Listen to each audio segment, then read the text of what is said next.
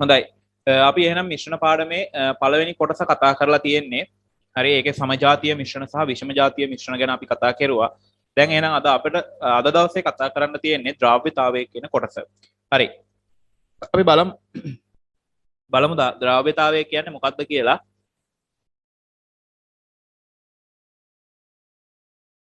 හරි. එහෙනම් අපි බලමු ද්‍රව්‍යතාවය කියන්නේ මොකක්ද කියලා. හරි අහගන්නකෝ. ද්‍රව්‍යතාවය කියලා කියන්නේ ළමයි මෙන්න මේකයි. යම් ද්‍රාවණයක දිය කරන්න පුළුවන් ප්‍රමාණය කියන එක තමයි ඕකෙන් අදහස් වෙන්නේ. හරි ද්‍රව්‍යතාවය කියන ඕකෙන් අදහස් වෙන්නේ යම් ද්‍රාවණයක දිය කරන්න පුළුවන් ද්‍රව්‍ය ප්‍රමාණය කියන එක අදහස් වෙන්නේ. දැන් මම ප්‍රායෝගික හරිම අර්ථකථන නෙමෙයි යෝක. හරිම අර්ථකථන මම ඊළඟට කියන්නම්. දැන් අපි නිකම් ප්‍රායෝගික අවස්ථාවක් ප්‍රායෝගික උදාහරණයක් ගමුකෝ. ඔයා ගෙදර තේ එකක් හදද්දී ඕකේ සීනි දිය කරනවානේ. දැන් ඔයාට පුළුවන්ද ගෙදර තියෙන දැන් සීනි බෝතලේ තියෙන සීනි ටික සේරම දාලා ඔගේ දිය කරන්න පුළුවන්? බෑනේ. තේකට සීනි ඔක්කොම දාපි. හරි හිතමු අපි ජෝගුවකට දාලා දිය කරනවා කියලා. දිය කරන්න පුළුවන්ද? බෑනේ. ඔක්කොම දාන්න බෑනේ. ඒ කියන්නේ ඔක්කොම දැම්ම හැකි දිය වෙන්නේ. දිය වෙන්නේ යම් ප්‍රමාණයක් විතරයි. නේද? ඔක්කොම අපිට දිය කරන්න බෑ. ඔයා මම මේ කියන දේ ඔයාලට අත්දැකීමක් නැත්තම් කරලා බලන්න. පොඩි වතුර වීදුරුවක් අරගෙන ඒකට වතුර ටිකක් දාලා ඊට පස්සේ සීනි දාන්න. සීනි දාගෙන කලවම් කරගෙන යන්න. යම් අවස්ථාවක් එනවා ඔයා කොච්චර සීනි දැම්මත් ඔය සීනි දිය වෙන්නේ නැති අවස්ථාවක්. හරි සීනි දිය වෙන්නේ නැති අවස්ථාවක් එනවා. ඔයා කොච්චර අරක කාල් ගෑවත් කොච්චර අරක මිශ්‍ර කෙරුවත් සීනි දිය වෙන්නේ නැහැ. හරි සීනි දිය වෙන්නේ නැහැ. ඔයා වතුර ටිකක් අරගෙන මම මේ කියන වැඩේ කරන්න වතුර ටිකක් අරගෙන ඒකට සීනි දාගෙන දිය කරන්න. සීනි දානවා චුට්ටක් දාන්න දිය කරන්න. ආයෙ චුට්ටක් දාන්න දිය කරන්න. ආයෙ චුට්ටක් දාන්න දිය කරන්න. ඔහොම දිය කරගෙන යනකොට යම් අවස්ථාවක් එනවා ඔයා කොච්චර මේ ද්‍රාවණය මිශ්‍ර කෙරුවත් සීනි දිය වෙන්නේ නැති අවස්ථාව. හරි. එතකොට ඔන්න ඔය අවස්ථාවට අපි කියනවා ළමයි සන්තෘප්ත අවස්ථාව කියලා. හරි. අපි ඕකට ඔය අවස්ථාවට කියනවා සන්තෘප්ත අවස්ථාව කියලා. මේකෙන් අදහස් වෙන්නේ ළමයි අර ජලය තුල මේ මොහොතේදී දියවිය හැකි උපරිම සීනි ප්‍රමාණය දිය වෙලා තියෙන්නේ කියන එක. හරි. අපි ඔය අවස්ථාවට කියනවා සන්තෘප්ත අවස්ථාවක් කියලා. අපි ඒකට කියනවා සන්තෘප්තයි කියලා. ද්‍රාවණය සීනි වලින් සන්තෘප්ත වේ. ඒ කියන්නේ ද්‍රාවණයට සීනි ගන්න පුළුවන් උපරිම ප්‍රමාණය අරන් තියෙන්නේ. ආයේ එක දශමයක්වත් ගන්න බෑ. ගන්න පුළුවන් උපරිම ප්‍රමාණය අරන් තියෙන්නේ ආයේ ඊට වඩා චුට්ටක්වත් ගන්න බෑ. හරි. අපි කියනවා අන්නේ ඒ අවස්ථාවට සන්තෘප්ත අවස්ථාව කියලා. අපි මොකද්ද කරන්නේ? වතුර භාජනයකට වතුර ටිකක් දාලා සීනි කලවම් කරගෙන යනවා. යම් මොහොතක් එනවා සීනි දිය වෙන්නේ නැති අවස්ථාවක්. එතකොට සීනි දිය වෙන්නේ නැහැ කියලා කියන්නේ සීනි දිය වෙන්නේ නැහැ කියන්නේ යන්නේ ඒ අවස්ථාවට අපි කියනවා සන්තෘප්ත අවස්ථාව. අපි කියනවා මේ ජලය සීනි වලින් සන්තෘප්තයි. ඒ කියන්නේ ජලයට ගන්න පුළුවන් උපරිම සීනි ප්‍රමාණය මේ මොහොතේදී දිය වෙලා තියෙන්නේ. ඊට වඩා අය දශමයක්වත් ජලයට ගන්න බෑ සීනි. හරි. අපි කියනවා සන්තෘප්තයි මේ අවස්ථාවේ ද්‍රාවණය කියලා. එතකොට මෙන්න මේ විදිහට යම් ද්‍රාවණයක් තුළ දිය වෙන්න පුළුවන් උපරිම ද්‍රව්‍ය ප්‍රමාණයට තමයි අපි කියන්නේ උපරිම ද්‍රව්‍ය ස්කන්ධයට තමයි අපි කියන්නේ ද්‍රව්‍යතාවය කියලා. හරි. දිය වෙන්න පුළුවන් උපරිම ප්‍රමාණය යම් ද්‍රාවණයක් තුළ යම් ද්‍රව්‍යයක දියවිය හැකි උපරිම ප්‍රමාණයට අපි කියනවා ද්‍රව්‍යතාවය කියලා. හරිම අර්ථ දැක්වීම නෙමෙයි. හරි. දැන් එතකොට අපි බලමු මොකද්ද මේකේ හරිම අර්ථකථනය කියලා. හරිම අර්ථ දැක්වීම මොකද්ද කියලා බලමු. එතකොට ඔය අර්ථකථනය ඉදිරිපත් කරනකොට අපි සාධක දෙකක් සැලකිල්ලට ගන්නවා. හරි. අපි ඕකේ නිර්වචනය හරිම අර්ථ දැක්වීම ඉදිරිපත් කරනකොට ඒ සඳහා සාධක දෙකක් අපි යොදා ගන්නවා. එකක් තමයි උෂ්ණත්වය. හරි. එක සාධකයක් තමයි උෂ්ණත්වය කියලා කියන්නේ. උෂ්ණත්වය එක සාධකයක්. හරිද? උෂ්ණත්වය එක සාධකයක්. අනිත් සාධකය තමයි ද්‍රාවක ස්කන්ධය. ද්‍රාවක ස්කන්ධය. හරිද? ද්‍රාවක ස්කන්ධය. හරි. දැන් මොකද්ද ළමයි මේ ද්‍රාවක ස්කන්ධය කියන්නේ? ද්‍රාවක ස්කන්ධය. ඒ කියන්නේ දැන් අපි අර අදාළ ප්‍රභේදයේ දිය කරන මාධ්‍ය. හරි අදාළ ප්‍රභේදය දැන් සීනි අපි දිය කරන්න මෙතනදී මාධ්‍ය වශයෙන් ගත්ත ජලයේ අන්න එයාගේ තමයි මේ ද්‍රාව්‍ය ස්කන්ධ ද්‍රාවක ස්කන්ධය කියලා කියන්නේ. හරි. ද්‍රාවක ස්කන්ධය කියන්නේ යා. එතකොට දැන් මෙන්න මේ සාධක දෙක උෂ්ණත්වය සහ මේ ද්‍රාවක ස්කන්ධය කියන මේ සාධක දෙක පදනම් කරගෙන අපි මේ ද්‍රාව්‍යතාවය සඳහා නිවැරදි අර්ථකථනයක් ඉදිරිපත් කරනවා. අපි බලමු කොයි විදිහටද ඒක ඉදිරිපත් කරන්නේ මේ දෙන්න පාවිච්චි කරලා කියලා. අපි මෙතනදී ළමයි සම්මත උෂ්ණත්වයක් ගන්නවා. ඒ තමයි සෙල්සියස් අංශක 25. හරි. අපි සම්මත උෂ්ණත්වයක් ගන්නවා. ඒ තමයි සෙල්සියස් අංශක 25. ඊළඟට අපි සම්මත ද්‍රාවක ස්කන්ධයක් ගන්නවා. ඒ තමයි ග්‍රෑම් 100. හරි. ග්‍රෑම් 100. මෙන්න මේ දෙන්නා පදනම් කරගෙන අපිට පුළුවන් ද්‍රාව්‍යතාවය ගැන අදහස දෙන්න. හරි. අපි කියනවා මෙන්න මෙහෙම. සෙල්සියස් අංශක 25 උෂ්ණත්වයේදී හරි සෙල්සියස් අංශක 25 උෂ්ණත්වයේදී යම් ද්‍රාවකයක ග්‍රෑම් 100ක් තුල දියවිය හැකි උපරිම ද්‍රව්‍ය ස්කන්ධය එහි ද්‍රාව්‍යතාවය නම් වේ. හරි. දැන් අපි කීවා ද්‍රාව්‍යතාවය කියලා කියන්නේ දිය වෙන්න පුළුවන් උපරිම ප්‍රමාණය. යම් ද්‍රාවකයක දියවිය හැකි උපරිම ප්‍රමාණය. ඒකට තමයි අපි ද්‍රාව්‍යතාවය කියන්නේ. හරිද?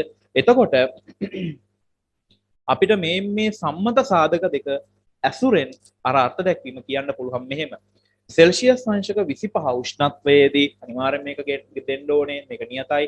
හරිද? සෙල්සියස් අංශක 25 උෂ්ණත්වයේදී යම් ද්‍රාවකයක ග්‍රෑම් 100ක් තුල දියවිය හැකි උපරිම ද්‍රව්‍ය ස්කන්ධය අදාළ ප්‍රභේදයේ ද්‍රාව්‍යතාවය නම් වේ. හරි. දියවිය හැකි උපරිම ප්‍රමාණය අදාළ ප්‍රභේදයේ ද්‍රාව්‍යතාවය නම් වේ. දැන් හිතන්න අපි මෙතනදී ජලය ග්‍රෑම් 100ක් ගන්නවා. හරි. අපි මෙතනදී ජලය ග්‍රෑම් 100ක් ගන්නවා. ජලය ග්‍රෑම් 100ක් අරගෙන සෙල්සියස් අංශක 25 උෂ්ණත්වයේදී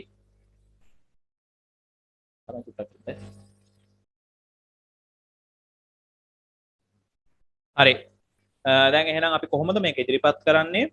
යම් උෂ්ණත්වයේ විදිහට අපි මෙතනදී ගන්න සෙල්සියස් අංශක 25.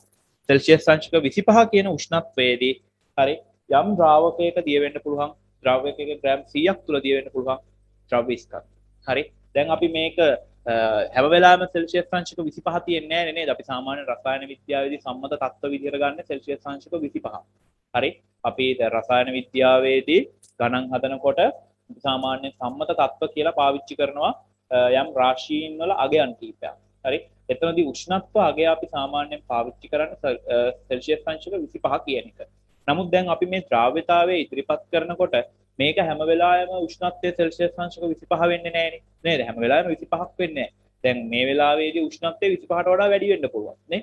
එතකොට 25ට වඩා සමහර විට අඩු වෙන්න පුළුවන්. එහෙනම් හැම වෙලාවෙම මේ උෂ්ණත්වය නියත නැති නිසා අපි මේකට කියනවා මෙහෙම 25 කතාව චුට්ටක් අලලා අපි කියනවා යම් උෂ්ණත්වයකදී යම් ද්‍රාවකයක ග්‍රෑම් 100ක් තුල දියවිය හැකි උපරිම ද්‍රව්‍ය ස්කන්ධය එහි ද්‍රාව්‍යතාවය නම් වේ. අපි සාමාන්‍යයෙන් මම කියවි ඉස්සලත් රසායන විද්‍යාවේදී අපි යම් සම්මත තත්ත්වයන් පාවිච්චි කරනවා. ඒතකොට උෂ්ණත්වයට අදාළ සම්මත තත්ත්වයේ විදිහට අපි පාවිච්චි කරන්නේ මෙයා සෙල්සියස් අංශක 25 එහෙම නැත්නම් කෙල්වින් 298 කියන එක. එතකොට මෙතනදී අපිට මේක විවිධ අවස්ථාවල විවිධ උෂ්ණත්ව යටතේ සලකා බලන්න සිදුවන නිසා අපි 25 කියන එක චුට්ටක් අයින් කරලා කියනවා යම් උෂ්ණත්වයකදී. එතකොට මොකක් හරි උෂ්ණත්වයක් 25 වෙන්න පුළුවන් 25ට වඩා වැඩි වෙන්න පුළුවන් 25ට වඩා අඩු වෙන්න පුළුවන් මොකක් හරි උෂ්ණත්වයක්. යම් උෂ්ණත්වයකදී යම් ද්‍රාවකයක ග්‍රෑම් 100ක් තුල දියවිය හැකි උපරිම ද්‍රව්‍ය ස්කන්ධයට අපි කියනවා එයාගේ ද්‍රාව්‍යතාවය කියලා. හරි. එතකොට උදාහරණයක් වශයෙන් බලමු අපි උතන මොනවද ලියන්න තියෙන්නේ. මේ කියලා තියෙන එක ඉස්සෙල්ලා බලමු ද්‍රාව්‍යතාවය. ඕකේ එතකොට ඔන්න බලන්න සෙල්සියස් අංශක 25 කතාව හලලා යම් උෂ්ණත්වයකදී කියන කොටස විතරයි දීලා තියෙන්නේ. හරි. බලන්න යම් උෂ්ණත්වයකදී යම් ද්‍රාවකයක 100කට කියලා තියෙනනේ. ඔතන ළමයි ග්‍රෑම් වෙන්න ඕනේ. හරි ග්‍රෑම් 100 වෙන්න ඕනේ. ට අයින් කරන්නකො. ට අයින් කරලා ග්‍රෑම් දාගන්න. ග්‍රෑම් 100ක් තුල දිය වෙන කිසියම් ද්‍රව්‍යයක උපරිම ස්කන්ධය එම උෂ්ණත්වයේදී එම ද්‍රාවකය තුල ද්‍රාව්‍යතාවය ලෙස හඳුන්වයි. හරි. එහෙනම් ඔන්න ද්‍රාව්‍යතාවය කියන්නේ මොකක්ද කියන්න දැන් අපි දන්නවා. හරි. අපි හිතමු දැන් අර ඉස්සල්ලා ගත්ත උදාහරණේ හරි අපි අර ජලයේ සීනි දිය කරනවා කියලා ගත්ත අවස්ථාවේදී ජලය ග්‍රෑම් 100ක් අපි ගත්තා කියලා හිතන්න. හරි. ජලය ග්‍රෑම් 100ක් අපි ගත්තා. එතකොට අපි හිතමු මේ අවස්ථාවේදී පද්ධතියේ උෂ්ණත්වය සෙල්සියස් අංශක 27යි. අපි හිතමු කොහෙම සෙල්සියස් අංශක 27යි මේ අවස්ථාවේ උෂ්ණත්වය කියලා අපි හිතමු. හරි. එහෙනම් ජලය ග්‍රෑම් 100ක් තියෙනවා. අපි හිතමු ඒ මොහොතේදී මේ පද්ධතියේ දිය වෙච්ච සීනි ස්කන්ධය ග්‍රෑම් 60යි. මීට වඩා අය 1.ක්වත් දිය වෙන්නේ නැහැ. හරි. එහෙනම් අපි කියනවා සෙල්සියස් අංශක 27 කියන උෂ්ණත්වයේදී සෙල්සියස් අංශක 27 කියන උෂ්ණත්වයේදී සීනි වල ජල ද්‍රාව්‍යතාවය ජල ද්‍රාව්‍යතාවය ග්‍රෑම් 100ක් වේ. ඒ කියන්නේ සෙල්සියස් අංශක 27 කියන උෂ්ණත්වයේදී ජලය ග්‍රෑම් 100ක් තුල 100 නෙමෙයි 60ක් වේ. ග්‍රෑම් 60ක් වේ.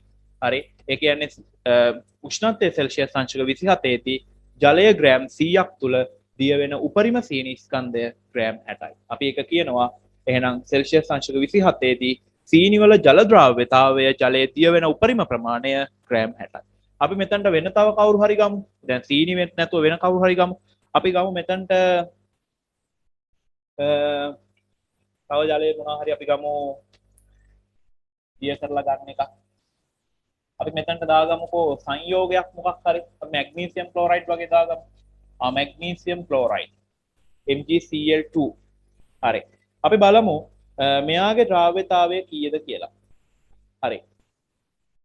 එතකොට මෙතනදී අපි සෙල්සියස් අංශක 25 කියන සම්මත උෂ්ණත්වය පාවිච්චි කරමු. එහෙනම් අපි සෙල්සියස් අංශක 25 කියන අවස්ථාවේදී ජලය ග්‍රෑම් 100ක් අරගෙන මැග්නීසියම් ක්ලෝරයිඩ් දිය කරගෙන යනවා. යම් අවස්ථාවක් එනවා එතනින් පස්සේ මැග්නීසියම් ක්ලෝරයිඩ් දිය වෙන්නේ. ඒ අවස්ථාවේදී පද්ධතිය මැග්නීසියම් ක්ලෝරයිඩ්ගේ ස්කන්ධය කියලා බලපුවාම අන්න ස්කන්ධය ග්‍රෑම් 50. ඒ කියන්නේ මැග්නීසියම් ක්ලෝරයිඩ් දිය වෙලා තියෙන උපරිම ප්‍රමාණය ග්‍රෑම් 53. ඊට වඩා අය දශමයක්වත් දිය වෙන්නේ නැහැ. හරි. එහෙනම් අපි කියනවා සෙල්සියස් අංශක 25 දී MgCl2 වල ද්‍රාව්‍යතාවය ග්‍රෑම් 53කි. එහෙනම් ඔන්න මැග්නීසියම් ක්ලෝරයිඩ් වල ද්‍රාව්‍යතාවය අපිට ග්‍රෑම් 53ක් කියලා කියන්න පුළුවන්. හරිනේ. එහෙනම් ඔන්න ඕක තමයි ද්‍රාව්‍යතාවය කියන එකෙන් අදහස් වෙන්නේ. හරි. එහෙනම් ඔතන අර ග්‍රෑම් කියන එක හදාගත්තනේ. හරි. අපි ලියමු මෙන්න මේ ඔය රූල් වල මෙහෙම ලියන්න. උදාහරණ කියලා අංක එක ලියන්න. උදාහරණ සෙල්සියස් අංශක 25 දී සෙල්සියස් අංශක 25 දී සෙල්සියස් අංශක 25 දී සෙල්සියස් අංශක 25 දී මැග්නීසියම් ක්ලෝරයිඩ් සංකේත වලින් ලියන්න MgCl2 මැග්නීසියම් ක්ලෝරයිඩ් MgCl2 වල ජල ද්‍රාව්‍යතාවය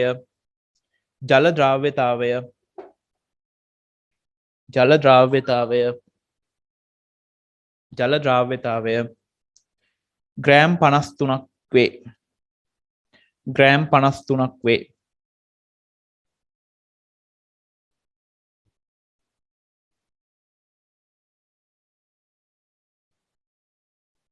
ආයෙත් කියන්න. සෙල්සියස් අංශක 25 දී මැග්නීසියම් ක්ලෝරයිඩ් වල MgCl2 වල ජල ද්‍රාව්‍යතාවය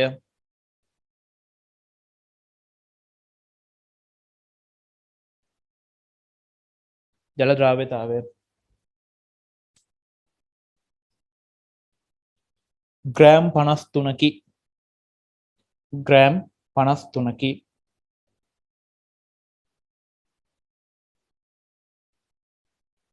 ග්‍රෑම් 53කි.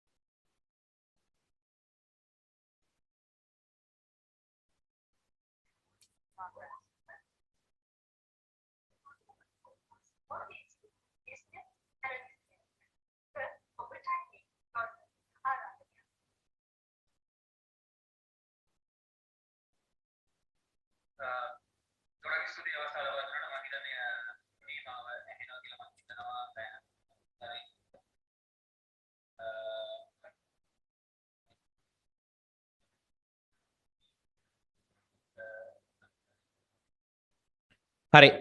ඊළඟ දෙවෙනි උදාහරණය අපි බලමු.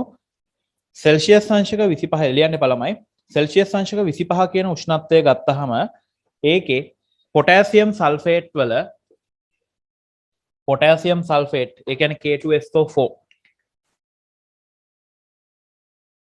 පොටෑසියම් සල්ෆේට් වල ජල ද්‍රාව්‍යතාවය හරි මෙයාගේ ජල ද්‍රාව්‍යතාවය ග්‍රෑම් 12යි හරි ග්‍රෑම් 12යි මීට වඩා දිය වෙන්නේ නැහැ හරි සෙල්සියස් අංශක 25 කියන උෂ්ණත්වයේදී ජලය ග්‍රෑම් 100ක් තුල දිය වෙන උපරිම පොටෑසියම් සල්ෆේට් ස්කන්ධය තමයි ග්‍රෑම් 12ක් කියලා කියන්නේ. ඊට වඩා අය අංශු මාත්‍රයක්වත් ද්‍රවණය වීමකට ලක් වෙන්නේ නැහැ. හොඳට මතක තියාගන්න. හරි ද්‍රාව්‍යතාවය කියලා කියන්නේ යම් උෂ්ණත්වයකදී. හරි ඒක ඇත්තම සම්මත තත්ත්ව ඇසුරෙන් කිව්වොත් නම් 25 තමයි අපි සාමාන්‍යයෙන් කියන්නේ. නමුත් අපිට මෙතනදී එදිනෙදා ජීවිතයේදී ද්‍රාවණ පිළියෙල කරනකොට මේ වගේ මිශ්‍රණ හදා ගන්නකොට සෙල්සියස් අංශක 25ම උෂ්ණත්වය පවතින්නේ නැහැනේ. ඒ නිසා අපිට ඒක 25 කියන එක චුට්ටක් වෙනස් කරලා කියන්න පුළුවන් යම් උෂ්ණත්වයකදී. යම් උෂ්ණත්වයකදී යම් ද්‍රාවකයක ග්‍රෑම් 100ක් තුල දිය වෙන උපරිම ද්‍රව්‍ය ස්කන්ධ. හරිනේ. ග්‍රෑම් 100ක් අනිවාර්යෙන් මේ කතාව අනිවාර්යෙන් තියෙන්න ඕනේ. 100 කියන එක තියෙන්න ඕනේ. 100ක් තුල දිය වෙන උපරිම ප්‍රමාණය. හරි. එහෙනම් අපි කියනවා සෙල්සියස් අංශක 25 දී පොටෑසියම් සල්ෆේට් වල ද්‍රාව්‍යතාවය ග්‍රෑම් 12ක් වේ. හරිද? එහෙනම් ඔන්න ඔය විදිහට අපිට පුළුවන් මෙන්න මේ අවස්ථාවට අදාළ මෙයාගේ ද්‍රාව්‍යතාවය ප්‍රකාශ කරන්න. හරි. දෙවෙනි උදාහරණය ලියන්න. සෙල්සියස් අංශක 25 දී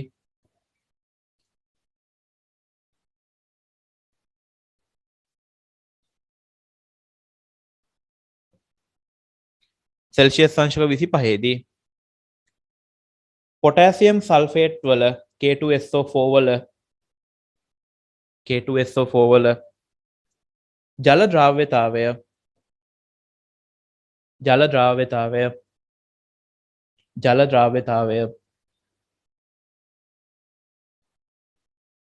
ජල ද්‍රාව්‍යතාවය gram 12කි. Gram 12කි. Gram 12කි.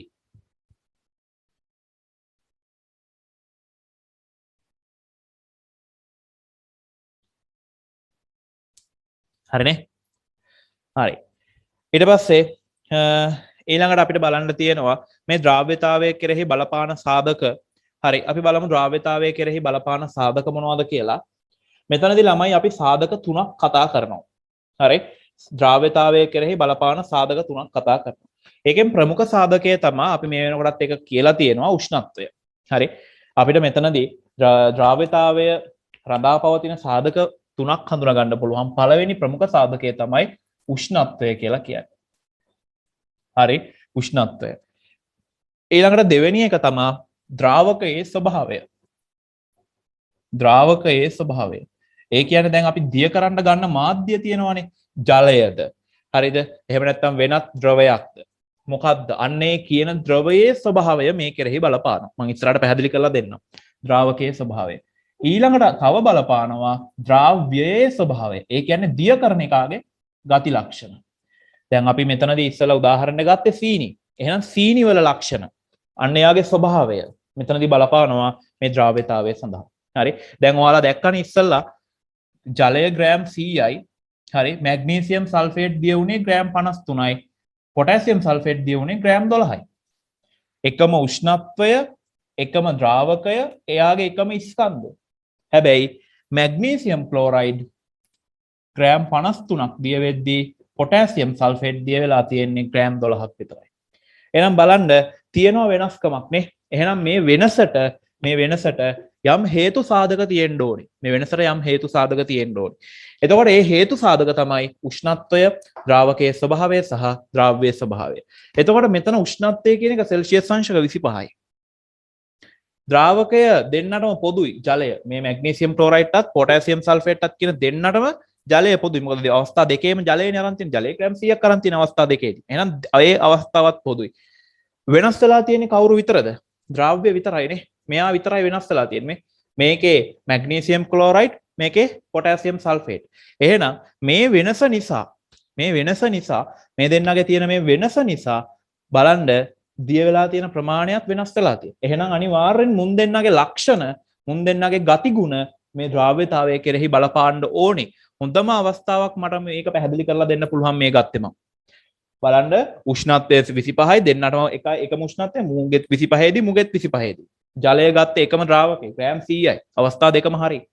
Magnesium chloride gram 53ක් දිය වෙද්දී පොටෑසියම් සල්ෆේට් ග්‍රෑම් 12ක් දිය. එහෙනම් අනිවාර්යෙන්ම මුන් දෙන්නගේ ගති ලක්ෂණ මේ ද්‍රාව්‍යතාවය කෙරෙහි බලපාන්න ඕනේ. එහෙනම් අන්න ඒ හින්දා තමයි කියන්නේ ද්‍රාව්‍ය ස්වභාවය කියලා.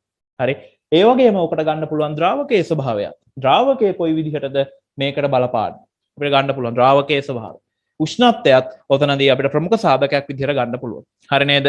හොඳයි. එහෙනම් බලන්න කියනවා ද්‍රව්‍යතාවයේ කෙරෙහි බලපාන සාධක කියලා යම් ද්‍රව්‍යයක් ද්‍රාවකයක් තුළ ද්‍රවණය වන ප්‍රමාණය සඳහා බලපාන සාධක කිහිපයක් ඇත. ඒවා නම් උෂ්ණත්වය, ද්‍රව්‍යයේ ස්වභාවය සහ ද්‍රාවකයේ ස්වභාවය. හරි. ඒ ඊළඟට එහා පැත්ත. හරි. දැන් අහගන්න. දැන් ළමයි සාමාන්‍යයෙන් උෂ්ණත්වය වැඩි කරගෙන යනකොට දියවන ද්‍රව්‍ය ස්කන්ධය වැඩි වෙනවා. හරි. යම් පද්ධතියක උෂ්ණත්වය ටිකෙන් ටික වැඩි කරගෙන යනකොට එයාගේ දියවෙන ඒ අදාළ ද්‍රව්‍ය ප්‍රමාණය එහෙම නැත්නම් ද්‍රාව්‍යතාවය වැඩි වෙනවා.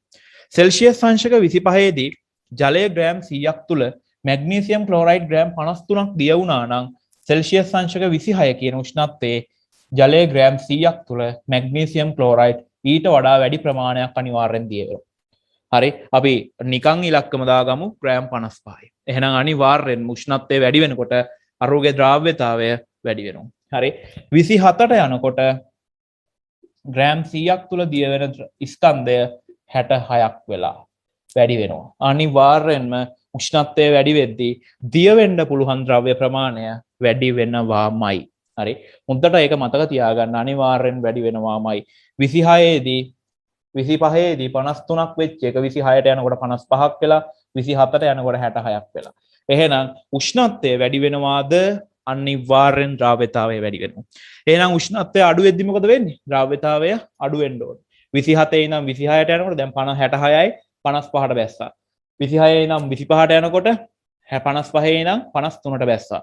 එහෙනම් උෂ්ණත්වය අඩු වෙද්දි ද්‍රව්‍යතාවය අඩු වෙනවා වගේම තමයි උෂ්ණත්වය වැඩි වෙද්දි ද්‍රව්‍යතාවය වැඩි වෙනවා. හරි. එහෙනම් අන්න ඒක මතක තියාගන්න. හරි. බලන්න පළවෙනි පොයින්ට් එක. උෂ්ණත්වය වෙනස් වන විට ද්‍රව්‍යතාවය වෙනස් වේ. උෂ්ණත්වය වැඩි වන විට ද්‍රව්‍යතාවය වැඩි වන අතර උෂ්ණත්වය අඩු වන විට ද්‍රව්‍යතාවය අඩු වේ. මාක් කරගන්න ඒක. උෂ්ණත්වය වැඩි වන විට ද්‍රව්‍යතාවය වැඩි වන අතර උෂ්ණත්වය අඩු වන විට ද්‍රව්‍යතාවය අඩු වේ.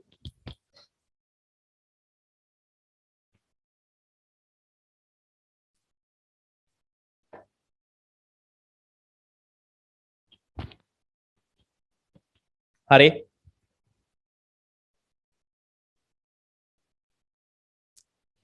හොඳයි.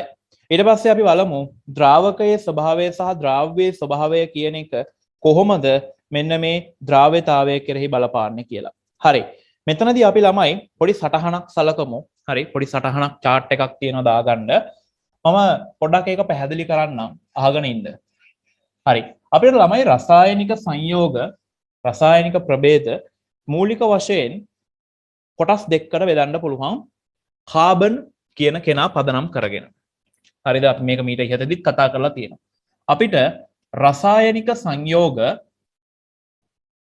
මූලික වශයෙන් ආකාර දෙකකට වර්ග කරගන්න පුළුවන්. එකක් තමා කාබනික සංයෝග. හරි. එකක් තමා කාබනික සංයෝග.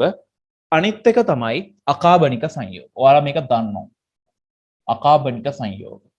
කාබනික සංයෝග කියන්නේ මොනවද කියන්නත් අකාබනික සංයෝග කියන්නේ මොනවද කියන්නත් අපි මීට ඉහතදී කතා කරලා තියෙනවා. ජීවයේ රසායනික පදනම කියන මුල්ම අපේ පාඩමේදී අපි මේක කතා කරලා තියෙනවා. කාබනික සංයෝග කියලා කියන්නේ කාබන් මූලද්‍රව්‍යයක් වශයෙන් අන්තර්ගත වෙන ප්‍රභේද. අකාබනික සංයෝග කියලා කියන්නේ කාබන් අන්තර්ගත නොවන කාබන් මූලද්‍රව්‍යයක් විදිහට අන්තර්ගත නොවන ප්‍රභේද. එතකොට එතනදී හැබැයි 4 දෙනෙක් ඉන්නවා කාබන් අන්තර්ගත වුණත් එයාලා කාබනික සංයෝගය අතරට වැටෙන්නේ නැහැ. කවුද?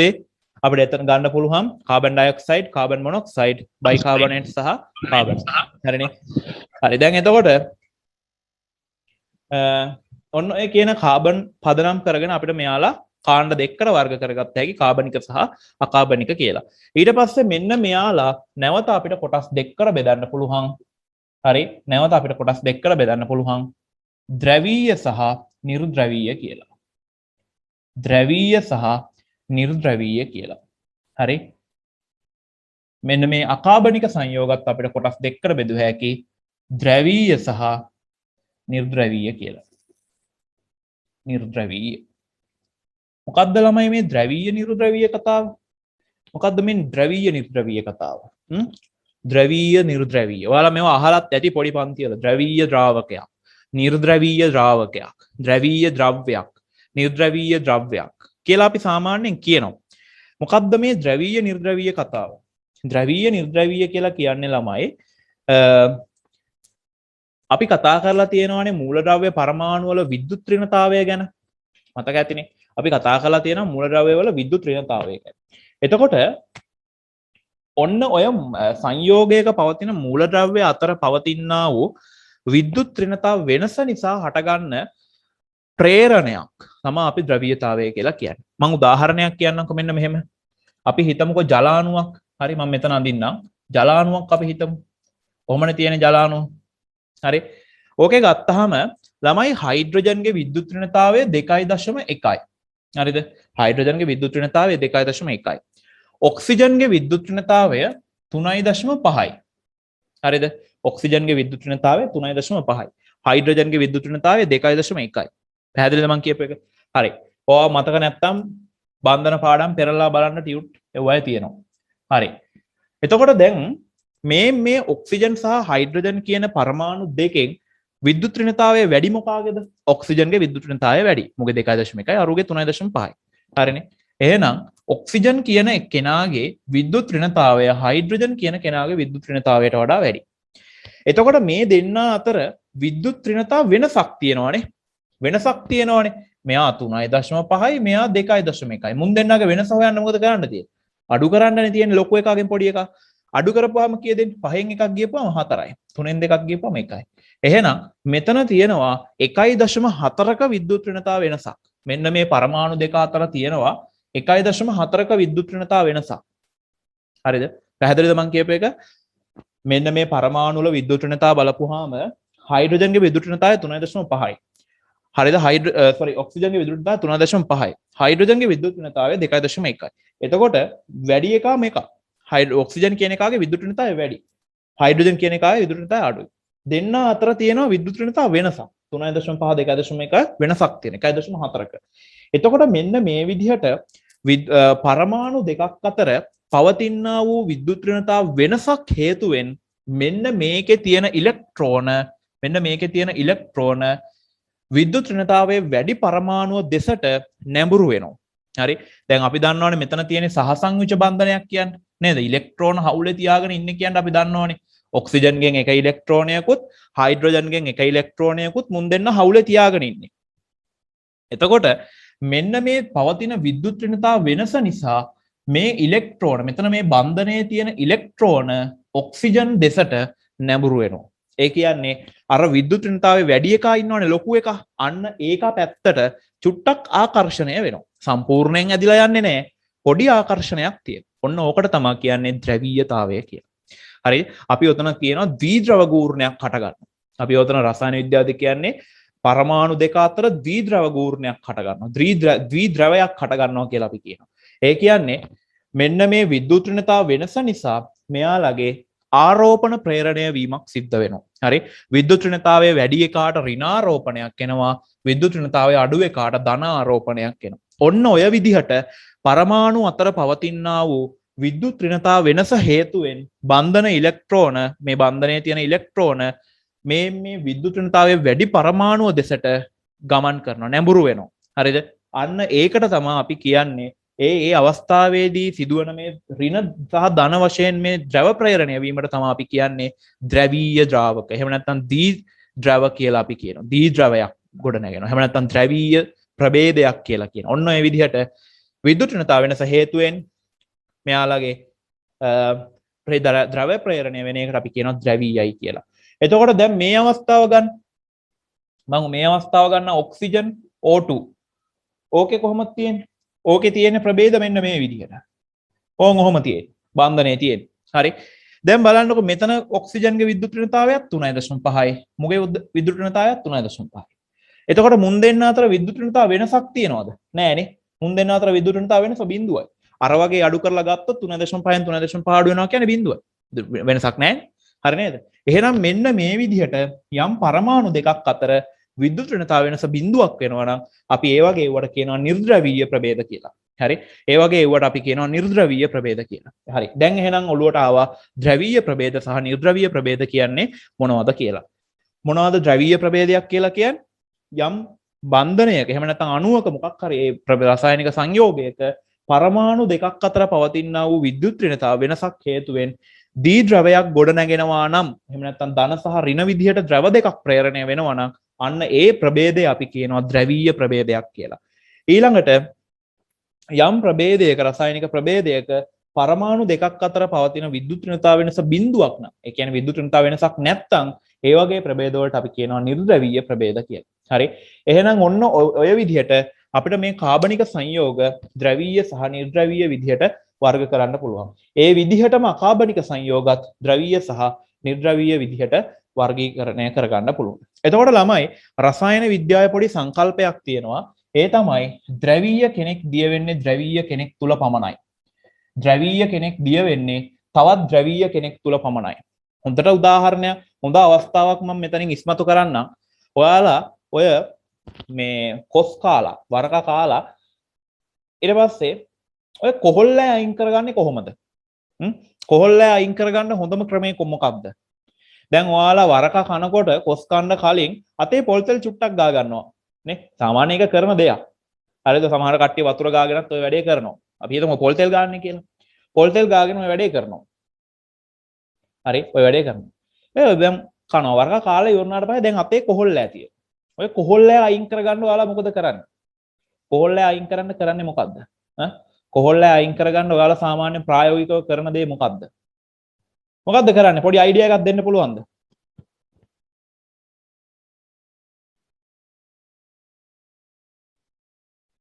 හරි.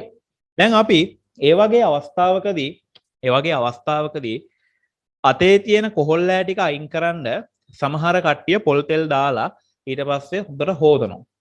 හැබැයි වැඩේ සාර්ථක නෑ එච්චරනේ. යනවා. කොහොල්ලෑ අයින් වෙනවා. නමුත් 100%ක් වැඩේ සාර්ථක වෙන්නේ නෑ. ඒ කියන්නේ අතේ තියෙන කොහොල්ලෑ 100%ක් ඉවත් වෙන්නේ නෑ. හැබැයි ඔයාලා ආයේ දවසක කාලා ඉවර වෙලා කණ්ඩ කලින් නෙමෙයි කාලා ඉවර වෙලා කොස් කාලා ඉවර වෙලා ටිකක් පොල් භූමි තෙල් ටිකක් දාගෙන හොඳට අත සුද්ධ කරගන්නකො. තියෙනවා සේරම ටික අයින් වෙනවා. හරි. තියෙනවා සේරම තියෙන කොහොල්ලෑ ටික සේරම අයින් වෙලා යනවා. ඔයාලා වරක කපන්න ගත්ත පිහිය භූමි තෙල් ටිකක් දාලා මේ සුද්ධ කරන්නකො. අරකේ තියෙන සේරම කොහොල්ලෑ ටික අයින් වෙනවා. ඕක පොල් තෙල් දාලා කෙරුවට 100%ක් වෙන්නේ නැහැ වැඩේ. පොල් තෙල් දාලා කරන්න පුළුවන්. හැබැයි 100%ක් සාර්ථක නැහැ. ඕකට හොඳම දේ තමයි භූමි තෙල්. හැබැයි මෙහෙමයි කණ්ඩ කලින් අතේ භූමි තෙල් ගාගෙන කන්න එපා. හරිද? එහෙව් උඹලට එකක් කියපුවාම උඹලා ඒකේ අනිත් පැත්තනේ සාමාන්‍යයෙන් කරන්නේ. කණ්ඩ කලින් භූමි තෙල් නෙමෙයි කාලා ඉවර වෙලා. කණ්ඩ කලින් පොල් තෙල් ටිකක් ගා ගන්න ඒක තමයි නෑ. එයා කාලා ඉවරලා භූමි තෙල් අරගෙන ඕක අයින් සුද්ධ කරගන්න පුළුවන්. හරි.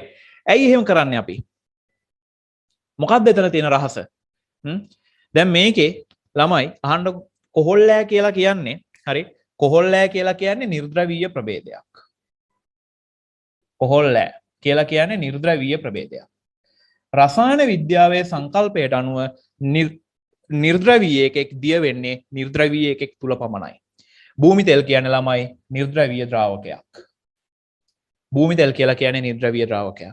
නිර්ද්‍රවීය එකෙක් දිය වෙන්නේ නිර්ද්‍රවීය එකෙක් තුලම පමණයි. ද්‍රවීය උන් තුල දිය වෙන්නේ නැහැ යාලා. ඒ හින්දා තමයි ජලයට පොල් තෙල් දාපුවාම පොල් තෙල් ජලය මතු පිට පාවෙන්නේ. හරි. ජලයට පොල් තෙල් දාපුවාම පොල් තෙල් ජලයත් එක්ක මිශ්‍ර වෙන්නේ නැතුව වෙනමම ස්තරයක් විදිහට පාවෙන්නේ අන්න ඒ නිසයි. මොකද ජලය කියලා කියන්නේ ද්‍රවීය එකෙක්. හරි. ජලය කියලා කියන්නේ ද්‍රවීය එකෙක්. පොල් තෙල් කියලා කියන්නේ පොල් තෙල් වලට නම් ද්‍රවීය නිර්ද්‍රවීය දෙකම තියෙනවා. හරිද? පොල් තෙල් කියලා කියන්නේ ද්‍රවීය නිර්ද්‍රවීය දෙකම තියෙන එක. එතකොට සම්පූර්ණයෙන්ම ජලය තුල පොල් තෙල් දිය වෙන්නේ නැහැ. හරි. යම් ප්‍රමාණයක් මතු පිටින් පාවෙනවා. හරිද? අන්න ඒ වෙනස නිර්ද්‍රවීය ද්‍රවීය වෙනස. හරි. එතකොට කොහොල්ලෑ පොල් තෙල් වලට වඩා භූමි තෙල් වල හොඳට දිය වෙන්න හේතුව තමයි මුන් දෙන්නම පරිපූර්ණ වශයෙන්ම නිර්ද්‍රව්‍ය දෙන්නේ. එතකොට ඇයි පොල් තෙල් තුල මෙයා දිය වෙන ප්‍රමාණය අඩු උනේ? ඇයි මෙයා පොල් තෙල් තුල දිය වෙන ප්‍රමාණය අඩු උනේ? අඩු වෙන්න හේතුව තමයි පොල් තෙල් කියන එකාට ද්‍රවීය ගුණයි නිර්ද්‍රවීය ගුණයි දෙකම තියෙනවා. හරි? හැබැයි ඒව අඩ වශයෙන් තියෙන. ඒ කියන්නේ සම්පූර්ණයෙන් නැහැ. කොටසක් ද්‍රවීයයි කොටසක් නිර්ද්‍රවීයයි. එතකොට සම්පූර්ණයෙන්ම නිර්ද්‍රවීය නොවන නිසා මෙයාගේ කොටසක් විතරයි අර පොල් තෙල් තුල දිය වෙන්නේ. ඇයි මේකේ ද්‍රවීය කොටසකුත් තියෙනවා. පොල් තෙල් වල කෑල්ලක් නිර්ද්‍රවීයයි කෑල්ලක් ද්‍රවීයයි. එතකොට අර ද්‍රවීය කොටස තුල මේක දිය වෙන්නේ නැහැ. ඒ හින්දා තමයි පොල් තෙල් දාලා අපි කොහොල්ල අයින් කරගන්න ගියොත් ටිකක් ඉතිරි වෙන්නේ. මොකද අර ද්‍රවීය කොටස තුල මේක දිය වෙන්නේ නැහැ. මේක දිය වෙන්නේ නිර්ද්‍රවීය කොටස තුල පමණයි. හරිද? එහෙනම් ඔන්න හොඳට මතක තියාගන්න ද්‍රවීය ප්‍රභේදයක් දිය කරන්න පුළුවන් ද්‍රවීය ප්‍රභේදයක විතරයි. නිර්ද්‍රවීය ප්‍රභේදයක් දිය කරන්න පුළුවන් නිර්ද්‍රවීය ප්‍රභේදයක විතරයි. ද්‍රවීය එකෙක් නිර්ද්‍රවීය එක දිය කරන්නත් බෑ. නිර්ද්‍රවීය එකෙක් ද්‍රවීය එක දිය කරන්නත් බෑ. අපිට කොහොල්ල අරගෙන ජලයේ දිය කරන්න බෑ. කරලා බලන්න පුළුවන්ද කියලා? කොහොල්ල අරගෙන ජලය දිය කරන්න බෑ. මම මේ කියන දේ ඔයාලා අද ගෙදරින් කරන්න. හරි? ලුණු ටිකක් අරගෙන දැන් අපි දන්නවනේ ලුණු ජලය දිය කරන්න පුළුවන් කියලා. අම්මෙන් ලාම්පු තෙල් ටිකක් ඉල්ලගෙන ඔය මොකක් හරි කප් එකකට දාලා ලුණු දිය කරන්න පුළුවන්ද කියලා පොඩ්ඩක් බලන්නකෝ. බෑ, ලුණු දිය කරන්න බෑ. හරි? ඒ වෙනස මොකක්ද? ඇයි එහෙම වෙන්නේ? ලුණු කියලා කියන්නේ ද්‍රවීය එකෙක්, භූමි තෙල් කියලා කියන්නේ නිර්ද්‍රවීය එකෙක්. දිය වෙන්නේ නැහැ. හරි? try කරලා බලන්න කරන්න පුළුවන්ද කියලා නිකන් මං කියපු එකට අද චුට්ටක් කරලා බලන්න මේ වැඩේ ඇත්තද නැත්තද කියලා ඔයාලට දකින්න ලැබෙයි. ලුණු දිය වෙන්නේ නැහැ භූමි තෙල් තුල. හරි? එහෙනම් අන්න හොඳට මතක තියාගන්න ද්‍රවීය එකෙක් දිය වෙන්නේ ද්‍රවීය එකෙක් තුලම පමණයි. නිර්ද්‍රවීය එකෙක් දිය වෙන්නේ නිර්ද්‍රවීය එකෙක් තුලම පමණයි. දෙගොල්ල මිශ්‍ර වීමක් සිද්ධ වෙන්නේ නැහැ. එහෙනම් ඔන්න ආයේ කොස් කන දවසක කොහොල්ලෑ අයින් කරගන්න හොඳම දේ තමයි භූමි තෙල් ටිකක් පාවිච්චි කරන්නේ. හරි? කණ්ඩ කලින් නෙමෙයි කාලා ඉවරලා ඈ. හරි. දැන් එහෙනම් බලන්න මොනවද කියන්නේ කියලා. ද්‍රාවකය හා ද්‍රාව්‍ය නිර්මාණය වී තිබෙන අණුවල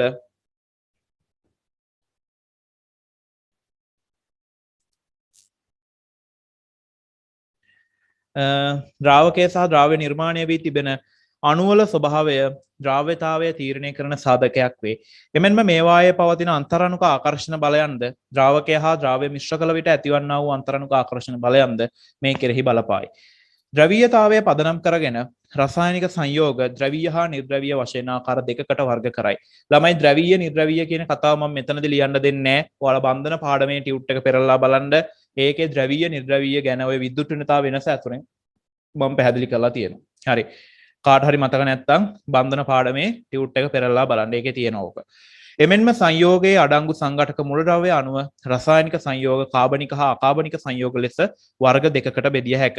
මේ අනුව ද්‍රාවක හා ද්‍රව්‍ය ආකාර හතරක් යටතේ වර්ග කළ හැක. ද්‍රවීය කාබනික, නිර්ද්‍රවීය කාබනික, ද්‍රවීය අකාබනික සහ නිර්ද්‍රවීය අකාබනික. මෙන්න ද්‍රවීය කාබනික, නිර්ද්‍රවීය කාබනික, ඊට පස්සේ ද්‍රවීය අකාබනික, නිර්ද්‍රවීය අකාබනික. හරිනේ? chart එක දාගන්න. ඔය රූල් ඔක්කොම පාවිච්චි කරන්න එපා. තව පල්ලෙහා ලියන්න තියෙනවා. හරි? උදාහරණ ටිකක් ලියන්න ඕනේ. ඔක්කොම රූල් පාවිච්චි කරන්නේ නැතුව මේ chart එක දාගන්න.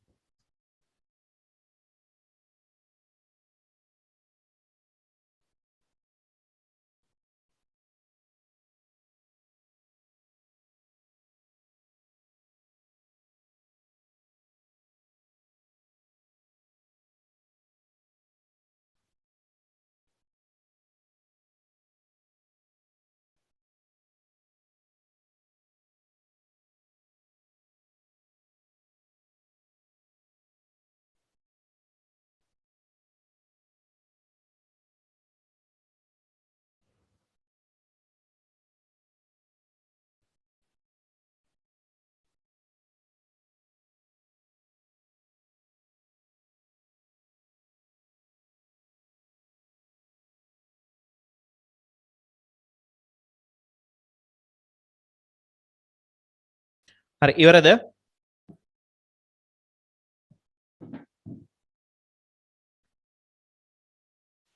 හරිද?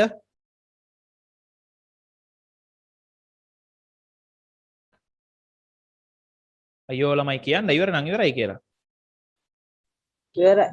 ඉවරයි සර්. ඉවරයි සර්. හරි. දැන් මේකේ අපි උදාහරණ ටිකක් ලියන්න ඕනේ.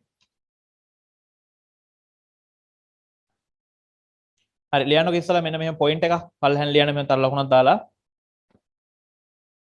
දීලා තියෙනවා ටියුට් එකේනේ. පල්ලෙහා දීලා තියෙනවා. ඔය රූල් වලට පල්ලෙහෙන් බලන්න. ද්‍රවීය ද්‍රවීය ද්‍රාවක තුල දියවන අතර නිර්ද්‍රවීය ද්‍රව්‍ය නිර්ද්‍රවීය ද්‍රාවක තුල දියවේ. අන්න එක මාක් කරගන්න. මේ පොයින්ට් එක මාක් කරගන්න.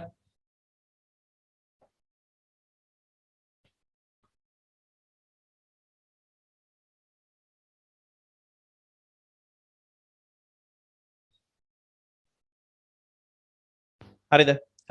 අපි උදාහරණ ටිකක් ලියමු ඊළඟ රූල් වල. ඒ පොයින්ට් එකට පල්ලෙහෙන් තියෙන රූල් සෙට් එක. රූල් 4ක් 5ක් තියෙන එතන. හරි. මේ අහගන්න.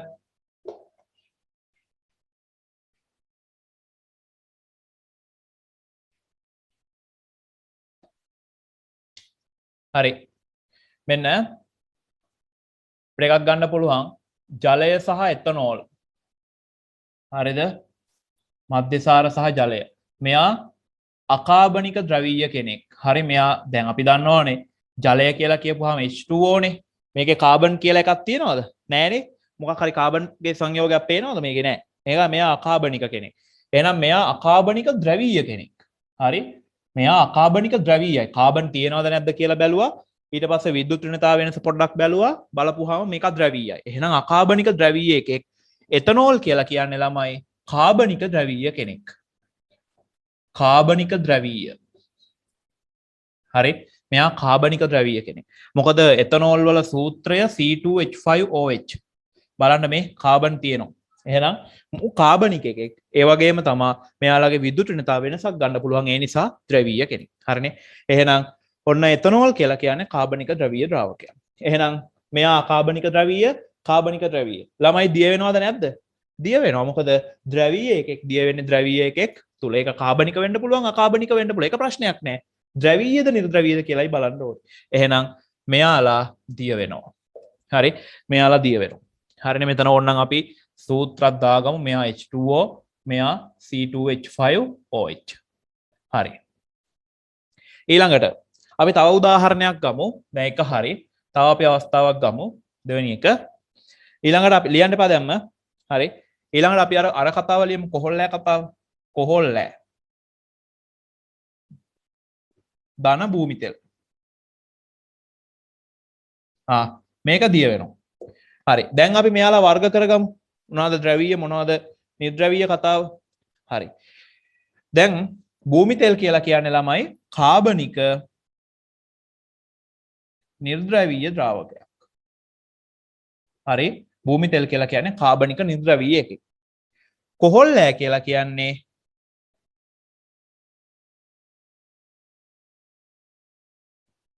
නිර්ද්‍රවීය කෙනෙක්. ඒත් එයත් නිර්ද්‍රවීය.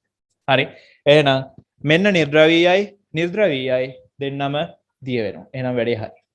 ඊට පස්සේ අපි තව අවස්ථාවක් ගමු. ලුණු සහ භූමි තෙල්. ලුණු කියන්නේ ළමයි ද්‍රවීය. මම මෙතනදී ද්‍රවීය නිර්ද්‍රවීය විතරක් ලියන්නම්. ද්‍රවීය. භූමි තෙල් කියන්නේ නිර්ද්‍රවීය. එහෙනම් මෙවුන් දෙන්න දිය වෙන්නේ නැහැ. හරිනේ. එහෙනම් ඔන්න ඔය උදාහරණ තුන දාගන්න. ජලය එතනෝල් අකාබනික ද්‍රවීය කාබනික ද්‍රවීය. ඔතනදී ඇත්තටම ඔය කාබනික අකාබනික නෙමෙයි බලන්න ඕනේ ද්‍රවීයද නිර්ද්‍රවීයද කියන එක. හරි දාගන්න පටස් ගාලා. රූල් කීපේ දාගන්න. එතන ඉඩ මදි වුණොත් උඩ රූල් වල හරි දාගන්න.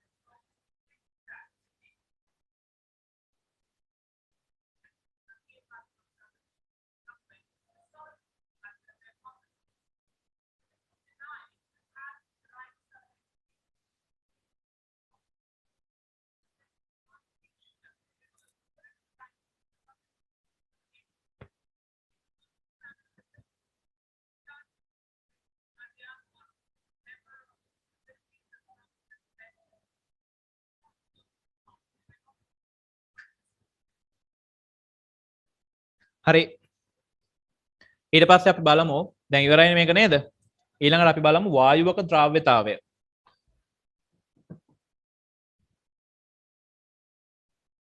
වායුවක ද්‍රාව්‍යතාවය හරිනේ අපි බලමු මොකද්ද වායුවක ද්‍රාව්‍යතාවය කියන්නේ කියලා හරි අහගන්නකෝ දැන් වායුවක් අපිට පුළුවන් ද්‍රාවකයක් තුල දිය කරන්න හරි වායුවක් ඕන නම් දැන් අපිට ඝන ද්‍රව්‍ය වගේම දැන් අපි සීනි ජලයේ දිය කරනවා වගේම සීනි ජලයේ දිය කරනවා වගේම අපිට පුළුවන් වායුත් ජලයේ එහෙම නැත්නම් වෙනත් ද්‍රාවකයක දිය කරන්න හරි ළමයි මං මේ කියනෙව්වා සහ බෝඩ් එක පැහැදිලි නේද මේ මොකද අයියෙන් හුලං ගහනවා මේ කනෙක්ෂන් අවුල් වෙයිද දන්නේ පැහැදිලි අවුලක් නෑ නේද තියෙනවා නම් ගැටලුවක් කියන්න පැහැදිලි සර්. එ මොනවා හරි ගැටලුවක් වුණොත් කියන්න දැන් මම බලන්න හිටියේ ඒකයි අයියෙන් හුලං ගහනවා හරි හොඳයි දැන් වායුවක ද්‍රාව්‍යතාවය එතකොට අර සීනි වලට ජලයේ දිය වෙන්න පුළුවන් වගේම තමයි හරිද වායුන්ටත් ජලයේ හෝ වෙන ද්‍රාවකයක් තුල ද්‍රවණය වීමේ හැකියාව තියෙනවා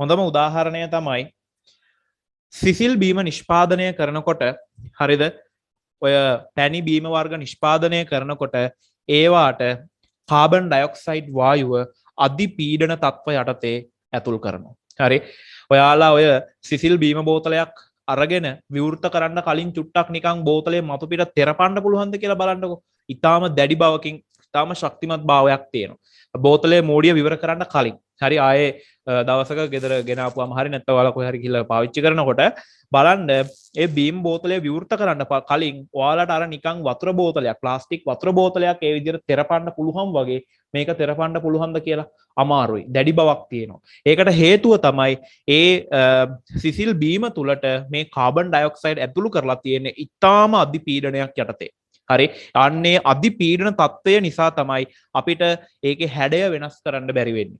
එතකොට මේ කාබන් ඩයොක්සයිඩ් ළමයි මේ ජලයේ දියවීමත් සමග එතනදී යම් රසයක් ඇති වෙනවා. හරි ඒ හින්දා තමයි ඔතනදී ඔය කාබන් ඩයොක්සයිඩ් සිසිල් බීම තුල දිය කරන්නේ. හරිද? එතනදී යම් රසයක් ඇති වෙනවා. අන්නේ රසය ඇති කිරීම සඳහා තමයි ඔය කාබන් ඩයොක්සයිඩ් ඔතනදී බුබුලණය මේ අර පද්ධතිය තුලට ඇතුල් කිරීම සිද්ධ කරන්නේ.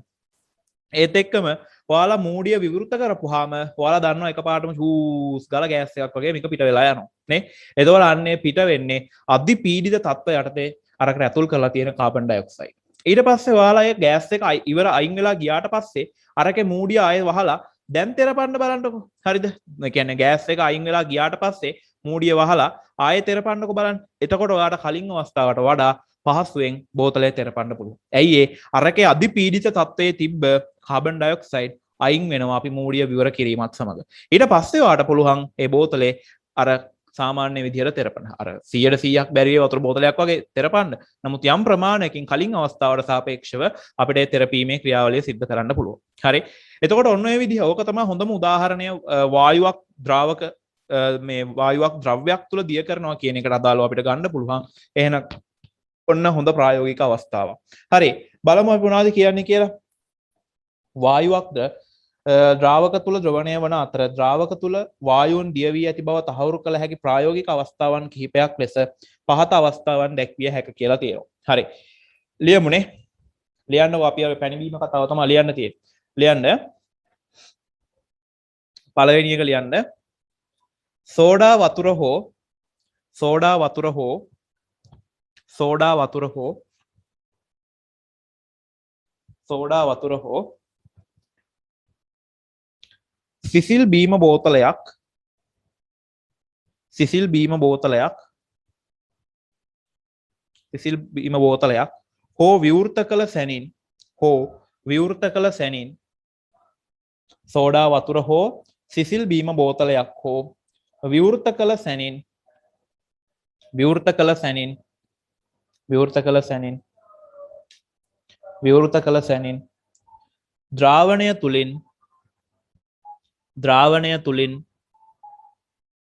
ද්‍රාවණය තුලින්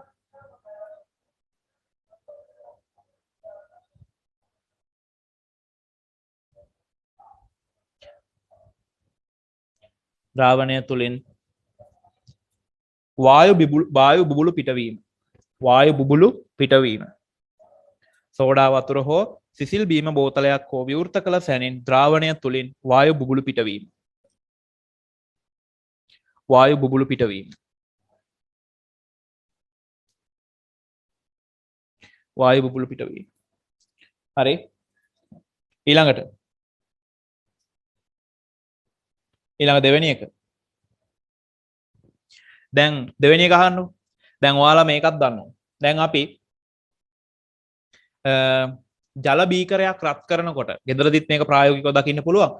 ජල බීකරයක් රත් කරනකොට ඔයාලා දැකලා ඇති ඒ බීකරයේ බඳුනේ බීකරයේ බිත්තියේ නිකන් වාෂ්ප බැඳෙනවා වගේ බැඳෙනවා. වායුවක් බැඳෙනවා වගේ මෙන්න මේ වගේ බැඳෙනවා. නිකන් අර මේ මීදුම බැඳෙනවා වගේ බැඳෙනවා. අපි මේ විදිහට ජල බීකරයක් රත් කරනකොට මේකේ ඉහළ බිත්තිවල අපි දකිනවා මෙන්න මේ විදිහට නිකන් මීදුමක් බැඳෙනවා වගේ. අන්න තවත් එක්තරා උදාහරණයක් මෙන්න මේ ද්‍රාවක තුල වායු දිය වෙන අවස්ථාවට අදාළව ගන්න පුළුවන්. හරි.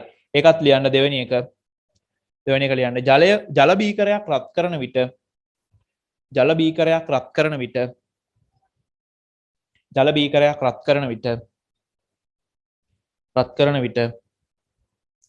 බීකරයේ බිත්ති මත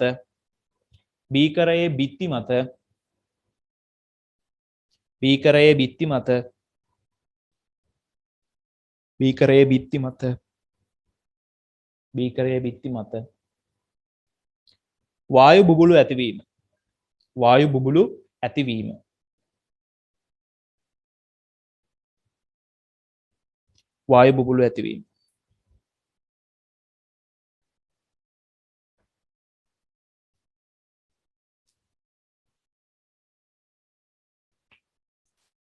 හරිනේ. හරි.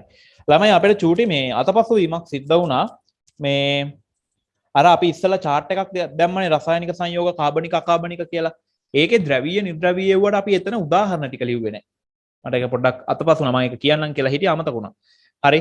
මම මේ ලියන ටික කියන ටික එතන ලියන්න. හරි. ද්‍රවීය නිර්ද්‍රවීය කියලා අපි වෙන් කරගත්තේ කාබනික අකාබනික ඒවා.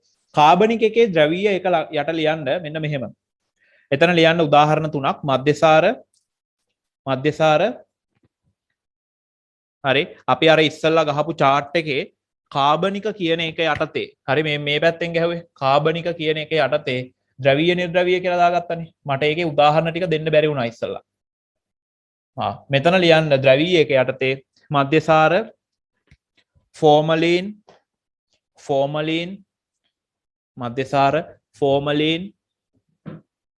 ඊළඟට ඇසිටෝන්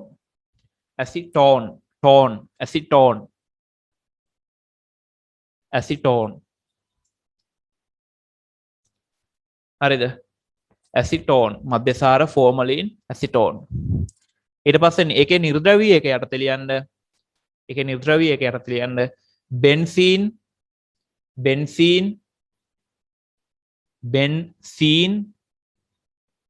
බෙන්සීන් ඊළඟට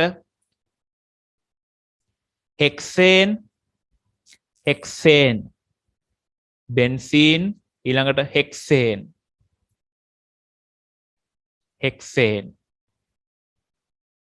ඊළඟට කාබන් ටෙට්‍රාක්ලෝරයිඩ්. මම ලියන්නම් බෝඩ් එකේ කාබන් ටෙට්‍රාක්ලෝරයිඩ්.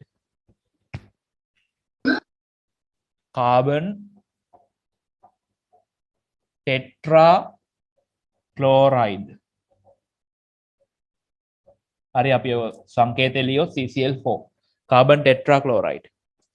ඊට පස්සේ අකාබනික පැත්තට යන්න අකාබනික පැත්තේ ජලය යටතේ ලියන්න ද්‍රවීය යටතේ ලියන්න ජලය අකාබනික එකේ ද්‍රවීය එක යටතේ ජලය ඊළඟට ඇමෝනියා HCl සංකේතෙම ලියන්න. ඒ කියන්නේ හයිඩ්‍රොක්ලෝරික් අම්ලය HCl. හරි. ඊළඟට ඒකේ නිර්ද්‍රවීය පැත්තේ දැන් ඔය අකාබනික එකේ ලියන්නේ ඒක ද්‍රවීය පැත්තේ තමයි දැන් ඔය කියපු තුන. ඊට පස්සේ එහා පැත්තේ නිර්ද්‍රවීය එකේ ලියන්න carbon disulfide. Carbon disulfide.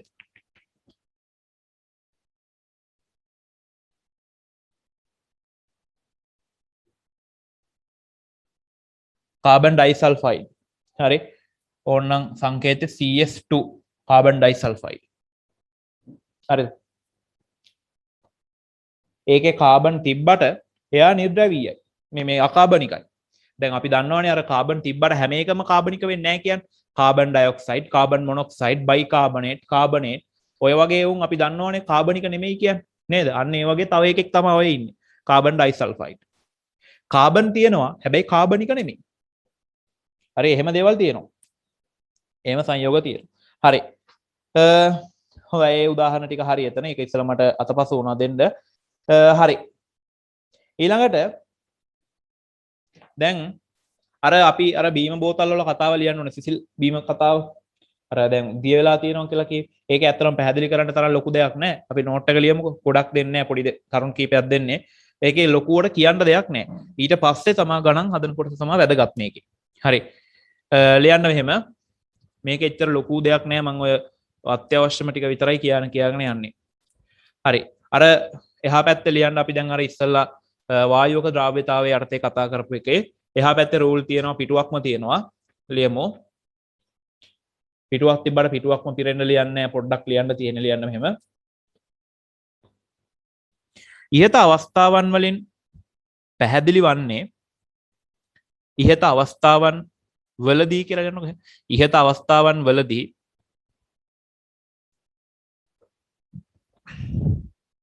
ඉහත අවස්ථාවන් වලදී නිදහස් වන්නේ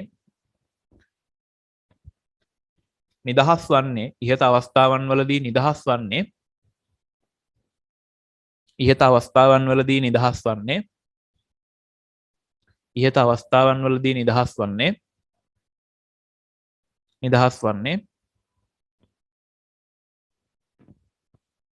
ද්‍රාවකයන් තුල දියව පැවති ද්‍රාවකයන් තුල දියවී පැවති ද්‍රාවකයන් තුල දියවී පැවති වායෝන්‍ය වායෝන්‍ය වායෝන්‍ය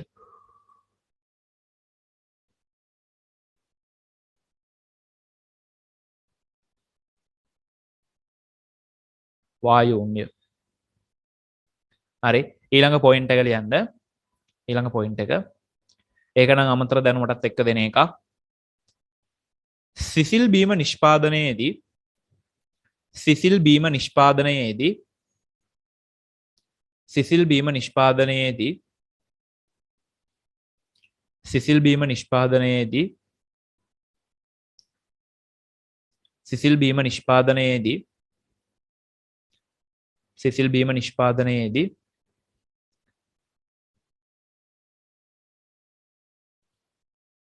සිසිල් බීම නිෂ්පාදනයේදී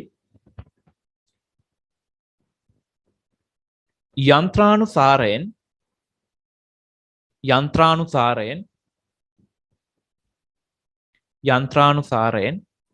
අධිපීඩන තත්ත්ව යටතේ අධිපීඩනයෙන් යුක්ත කියලා ලියන්නකෝ අධිපීඩනයෙන් යුක්ත යන්ත්‍රානුසාරයෙන් අධිපීඩනයෙන් යුක්ත කාබන් ඩයොක්සයිඩ් වායුව CO2 වායුව කාබන් ඩයොක්සයිඩ් වායුව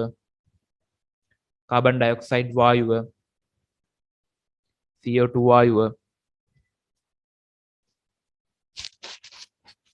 වායුව සිසිල් බීම තුල ද්‍රවණය කරයි සිසිල් බීම තුල ද්‍රවණය කරයි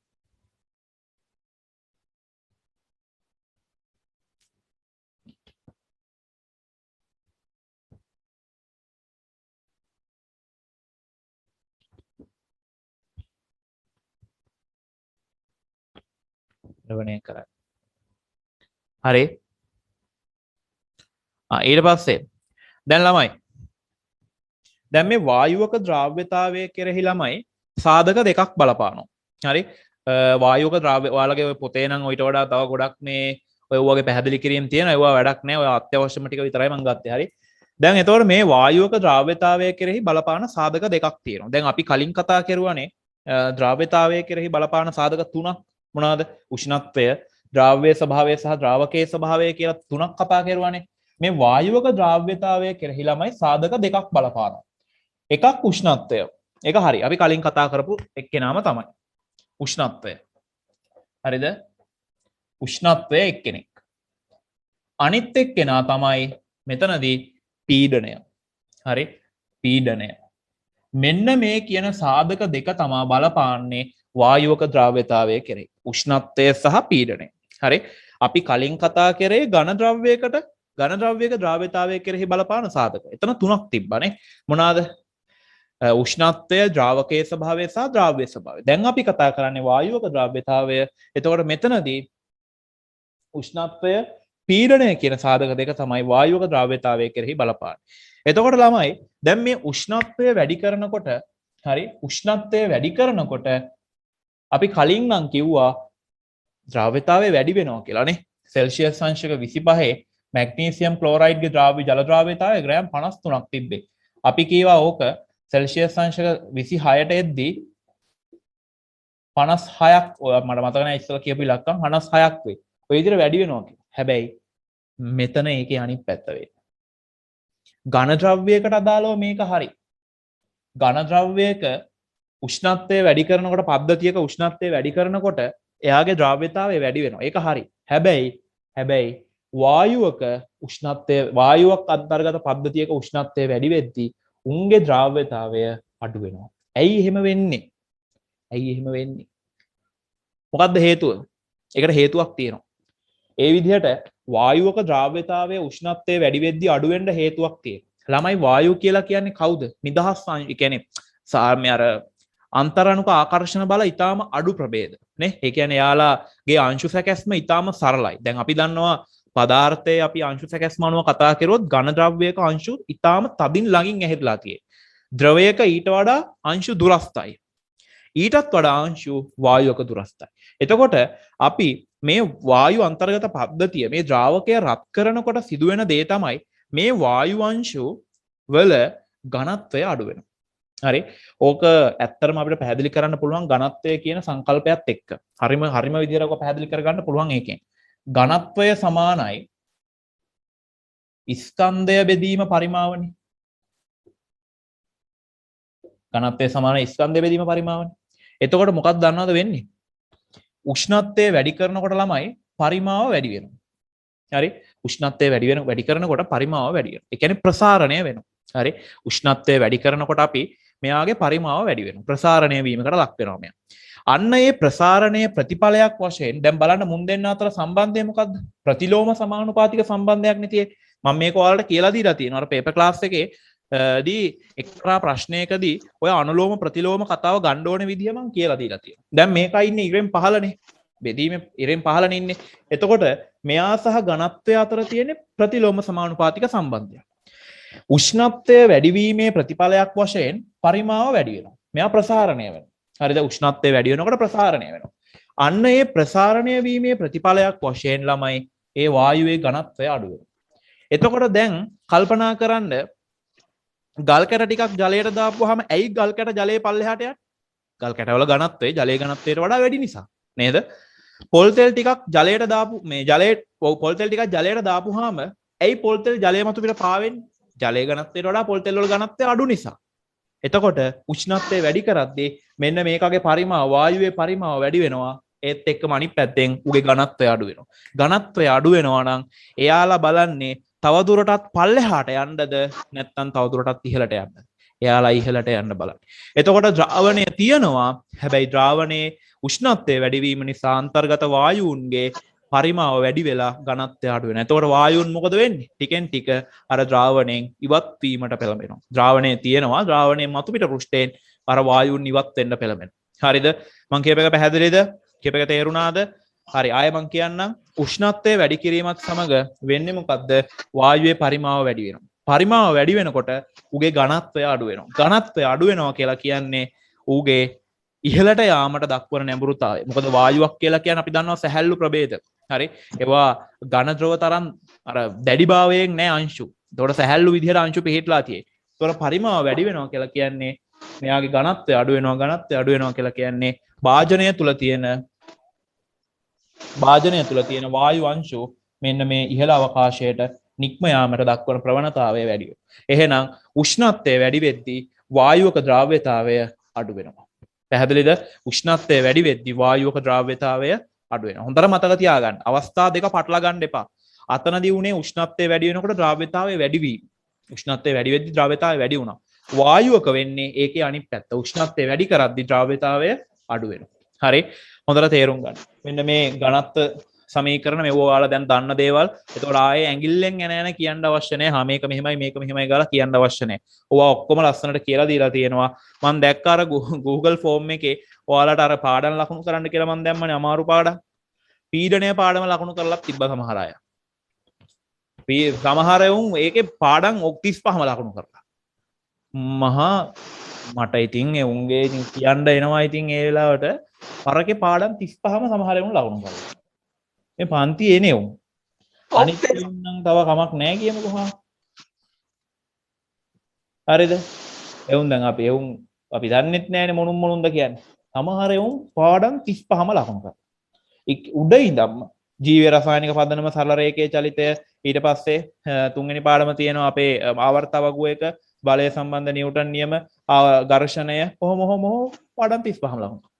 ළඟ හිටියා නම් ඉතින් මං ಜಾති අමතනවා ඒ වෙලාවේ. හරි. සමහර උන් පීඩනයේ පාඩමත් ලකුණු කරපුවා උන් හිටියා. ඒක අමාරුද ළමයි? පාඩම අවුලක් වෙන්න විදියක් නැහැ අපි ඒකේ වැඩ කෙරුවා නිසා හැෙන්.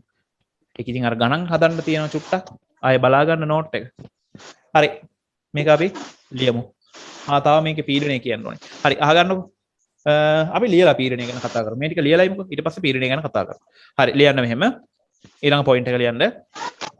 වායුවක ද්‍රාව්‍යතාවය කෙරෙහි තමයි මයික් ඔෆ් කරගන්න. මයික් ඔන් කරගෙන ඉන්නවා සමහර අය.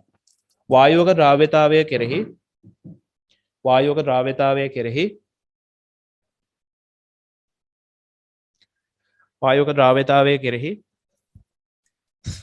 ප්‍රමුඛ වශයෙන් සාධක දෙකක් බලපානු ලැබේ. ප්‍රමුඛ වශයෙන්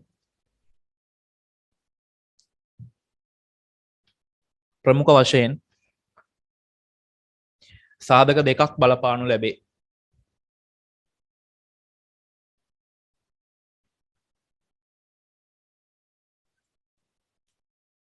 සාධක දෙකක් බලපානු ලැබේ.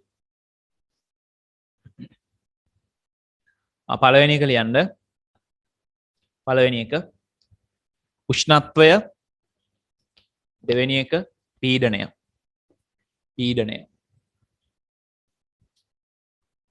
පළවෙනි එක උෂ්ණත්වය, දෙවෙනි එක පීඩනය. හරි. ලියන්න ඊළඟ පොයින්ට් එක.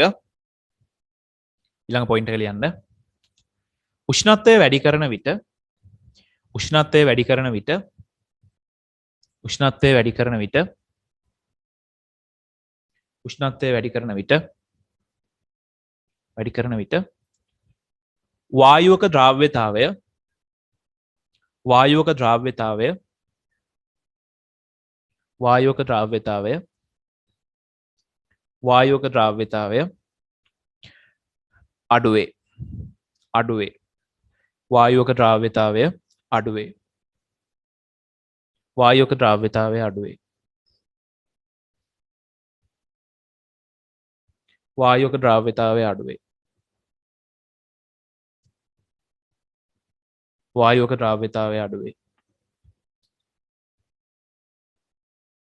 වායුවක ද්‍රාව්‍යතාවය අඩුවේ.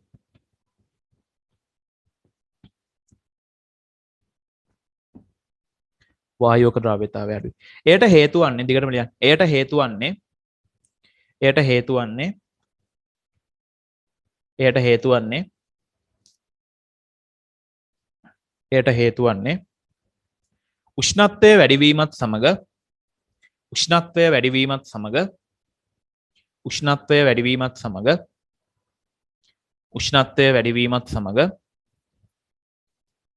උෂ්ණත්වය වැඩිවීමත් සමග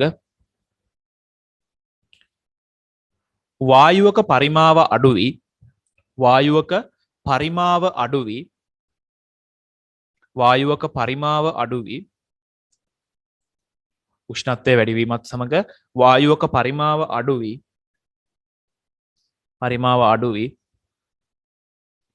ඝනත්වය වැඩි වීමයි. ඝනත්වය අඩු වීමයි ඝනත්වය අඩු වීමයි. පරිමාව වැඩි වී ඝනත්වය අඩු වීමයි. ඝනත්වය අඩු වීමයි. ඝනත්වය අඩු වීමයි. අඩු වීමයි. එවිට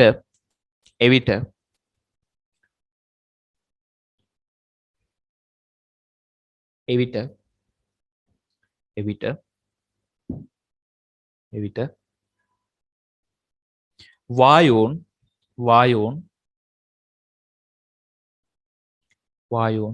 ගුරුත්වයෙන් ඉවතට, ඒ කියන්නේ ළමයි ඉහළට යනවා කියන එක. ගුරුත්වයෙන් ඉවතට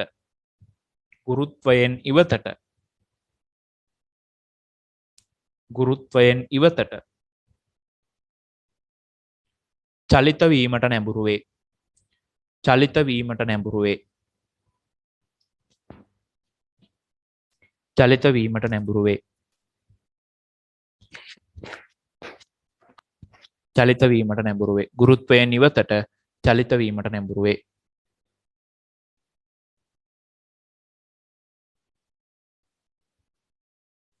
චලිත වීමට නැඹුරු වේ. සර් ආයෙත් කියන්නකෝ.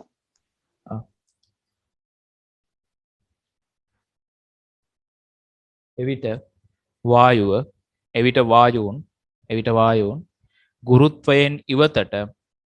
ගුරුත්වයෙන් ඉවතට චලිත වීමට නැඹුරු වේ. ගුරුත්වයෙන් ඉවතට චලිත වීම. ඒ කියන්නේ ළමයි පොළොව දෙසින් අනිත් පැත්තට ප්‍රතිවිරුද්ධ පැත්තට ඉහළට ගුරුත්වයෙන් ඉවතට චලිත වීමට නැඹුරු වේ. චලිත වීමට නැඹුරු වේ.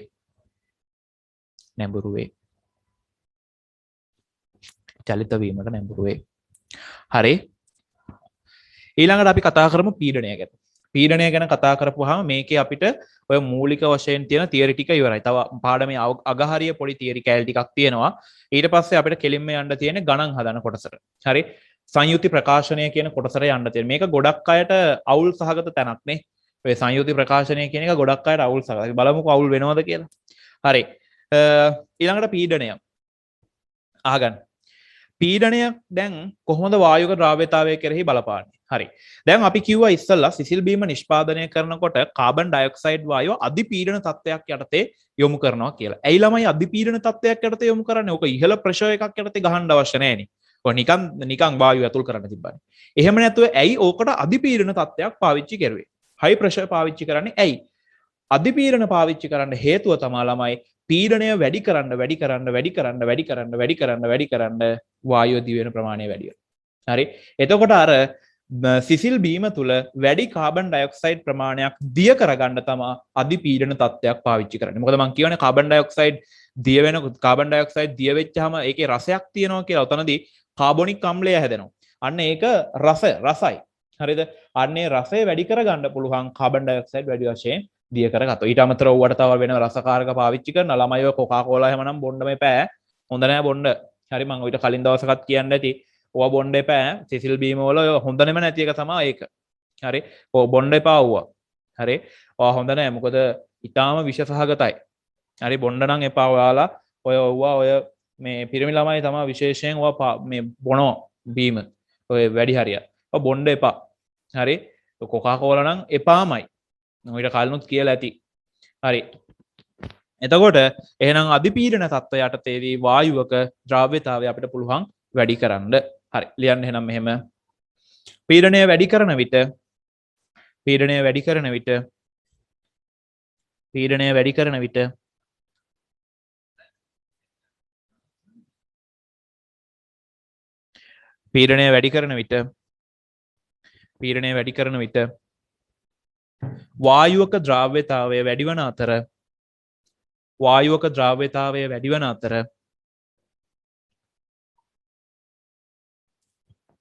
වායුවක ද්‍රව්‍යතාවය වැඩිවන අතර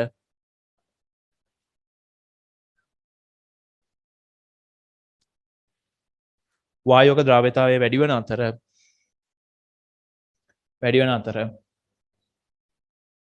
පීඩනය අඩු වන විට පීඩනය අඩු වන විට පීඩනය අඩු වන විට පීඩනය අඩු වන විට පීඩනය අඩු වන විට ද්‍රව්‍යතාවය අඩුවේ ද්‍රව්‍යතාවය අඩුවේ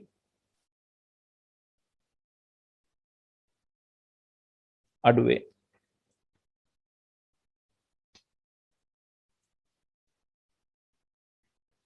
අඩුවේ හරි එහෙනම් ඔන්න මේ පාඩමේ මුල් කොටසේ තියෙන සිද්ධාන්ත ටික ඔය විදිහට ඉවර වෙනවා හරි මුල් කොටසේ තියෙන තියරි කොටස් ටික ඉවරයි දැන් අපිට තියෙන්නේ මේකේ ගණන් හදන කොටසට යන්න සංයුති ප්‍රකාශනය කියන කොටස හරි පෙරලා බලන්න එහා පැත්ත 7 වෙනි පිටුවේ ඉඳන් තියෙනවා සාන්ද්‍රණය නැත්නම් අපි කියන සංයුති ප්‍රකාශනය හරි එතනින් ඔතන ඉඳන් ඉස්සරහට තියෙන්නේ සම්පූර්ණ සංයුති ප්‍රකාශනය සහ ඒ ආශ්‍රිත ගැටලු හරි එතකොට දිගටම ඔන්න තියෙනවා විවිධාකාරයේ සංයුති ප්‍රකාශ කිරීමේ ක්‍රමවේද සහ විවිධ විදිහේ ගණන් හදන ආකාර ගැන ඔතන තියෙනවා හරි ඉස්සරහට පෙරලා බලන්න ඕකේ ගණන්ම තමයි ඉස්සරහට තියෙන්නේ හදන්න වෙනමම ගණන් ඕකේ තියෙනවා 88ක්ද කොහොද වෙනම ගණනුත් තියෙනවා හරි එතකොට තමයි මේ කොටසට මෞලය කියන සංකල්පය අනිවාර්යෙන්ම ඕනේ අත්‍යවශ්‍යයි මෞලය කියන සංකල්පය සංයුති ප්‍රකාශනය සඳහා